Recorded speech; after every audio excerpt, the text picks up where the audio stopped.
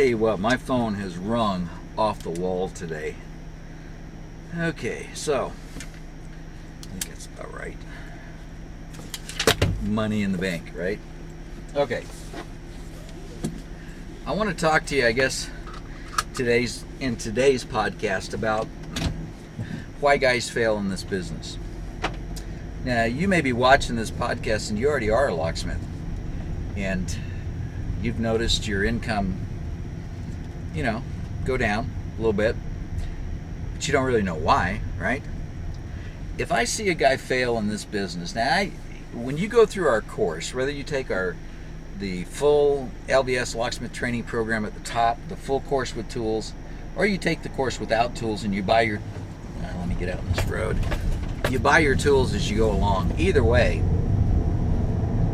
when I see a guy fail in this business, in our manual and workbook, there's a whole section and a video actually on the flash drive with over 30 plus videos, by the way. There is a section in there on calling on accounts. What kind of accounts to call on? What are the best accounts for a locksmith to have? How to find them, and what to say, and how to go get them, right? So that's called marketing. Every company does it. But unfortunately, in the locksmith business, this has been the MO in the past. Well, in the past, you would put a yellow page ad in the phone book and starve to death for your first 2 years, or you'll build a website and then you'll really starve to death for at least 6 to 8 months, if not more than that, usually a year.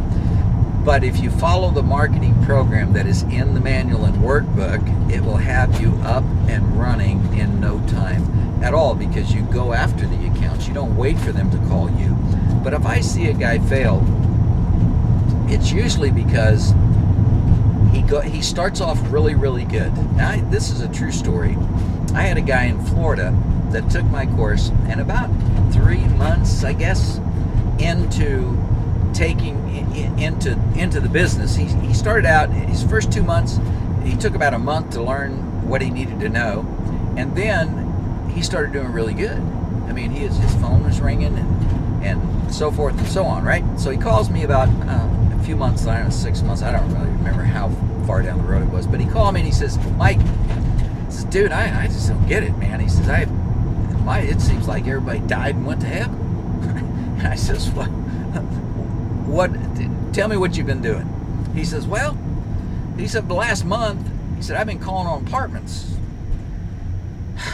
And I said, look, I said, whatever his name was, I said, look, I said, apartments are bad deals. I said, most apartments have wannabe maintenance guys that are locksmiths. And most apartment houses, they will just tear the lock off the door, and either the maintenance department will take it to a shop down the street, or they'll give you a call, and in that box of all these busted parts, they're going to want you to put it back together, and then you're going to write a ticket to that apartment project, and it's going to go to some holdings company in LA, and you might get paid and you might not get paid. So apartments are pretty much notoriously bad accounts. Now, that's not always the case. I wonder if this is my turn. I think it is.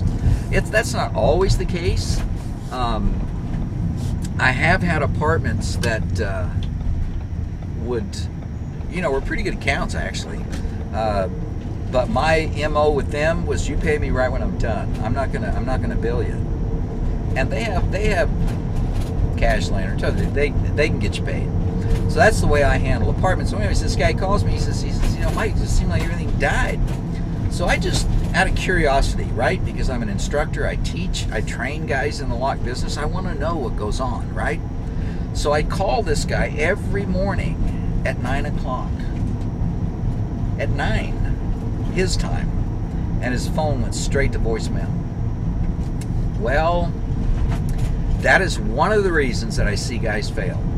Is because Susie, remember, he did all this work to get these property management companies. Well, she's out there at 8 o'clock in the morning, and she's trying to get into a property, and she can't, and she calls, and his phone goes to voicemail. Her thinking is he's probably in bed. He's probably not even up yet, which probably was the case, right? He made $1,000 a day before. He just turned his phone off and went to bed. So that's one of the reasons. The other reason that I see guys fail And probably the primary reason is that they don't market. When I say market, what I mean is, in our manual and workbook, I tell you how to find these companies where the money is, right? I tell you how to find the companies, how to go after them. There's publications and different things out there that they can tell you how many employees they have, what kind of company they are, what they do, and so forth. You find out who owns the company, who's the facilities manager, and you call on those people. You only need to do that for about your first year. After that, you will have so many accounts you can't do all the work. You're going to find yourself turning down calls, which you don't want to do, by the way. And on another podcast, we'll talk about what to do about calls that you can't get to and ways to make money off those calls. But anyway, so that's one of the reasons, or one of the several reasons that I see guys fail. But probably the primary reason is they won't do the marketing. They just, for some reason, they have a roadblock there to walk into a property management company and say, Jane, yeah, here's my card. Hey, listen, call me next time you need some. You'll be surprised at the response that you get. It's not like you're a Fuller Brush salesman or a Kirby vacuum cleaner salesman, or you're trying to sell them window cleaner. They trust me, for a locksmith to walk up and give a property management company a card and tell them that you are a good locksmith and I want to give you my card, when you call me, I'll be there. If I tell you I'm going to be there at 2 o'clock, you can believe me, I'm going to be there a few minutes early, because I don't want you to have to sit and wait, right? If you'll do that, then you'll succeed. So if I see a guy fail, it's for that reason. Another reason, and probably something that you maybe not thought about, even you guys that are locksmiths, I'll tell you the way I handle it. I have actually 2 phones. This particular smartphone right here is all of my commercial accounts. In other words, I have my regular business line, which is right here, because once you have so many phone numbers, your phone sometimes will ring at 2 in the morning and it's a friggin' sales call from Hawaii or something. Especially in the business that I'm in, because our course is sold all over the world, really. Chile, South America, Russia. I mean, I've shipped my course everywhere. And I'll get calls sometimes at 2 in the morning, and you got to sleep sometime, right? So what I've done is I have 2 phones. This phone is my business line. So the locksmith company rings here, right? So does the school. But this phone is for my accounts. And I leave this on all the time. So what I do with my accounts, when I pick up a new account, I take my business card, and whoever that is that's going to be calling me, I write that number on the back of my card, and I go personal cell phone. And I give it to the property manager, and I say, here is my personal cell phone. I don't ever want to miss a call or leave you sitting in front of a property. So here's my card, and if you need me at night, you've got the number. That way I don't lose an account, because what will happen if you let your phone go to voicemail, or you don't answer it at 10:30 at night, that lady is going to call some other locksmith, because she's got to get in whatever it is. It may even just be her daughter. It's locked out of her car. You never know, right? So that white phone is gold. I mean, it is the most important over and above my business line, because I want to give those people that kind of service that they're not going to get from a large locksmith company owner. In other words, a guy's got 18 trucks, right? So he's got 1 guy or 2 guys, they trade off, they have to work all night long. That's just the way they do it. They run a 24-hour mobile locksmith service. Well, what they'll do is let their phone go to an operator, and the operator will dispatch it to one of the guys, whoever's on call that night. And it's real confusing to these property management companies. They never know who's working at night.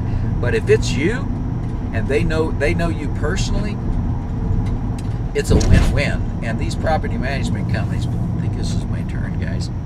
These property management companies love it. And that's the kind of locksmith that they're looking for. So if you can give them the best of all worlds of service, that's what you need to do. Anyways, I don't think I'm going to try to make this turn. We'll talk to you on the next podcast.